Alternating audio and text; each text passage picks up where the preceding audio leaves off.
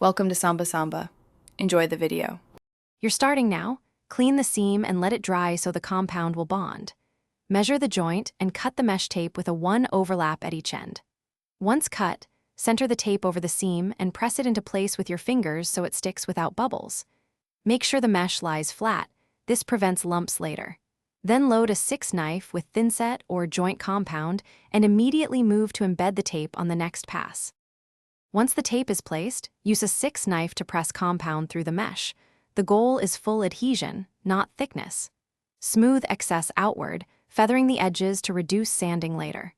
Let that coat set until it's firm but not fully hard, typically 20–40 minutes depending on humidity. Then apply a wider coat with an 8–10 knife, extending 1 to 2 inches beyond the previous edge to blend. Make sure there are no air pockets. Repress or add a bit more compound where needed. When the final coat cures fully, sand lightly with 120–150 grit to a smooth surface and remove all dust before priming. Once smooth, apply a thin skim coat to blend any imperfections and let it dry completely. Then sand again for paint-ready finish. If you discover bubbles, cracks, or areas where tape lifted, cut out that mesh section, let the area dry, reapply fresh tape, and embed with compound. Thanks for watching. Consider subscribing if we helped you.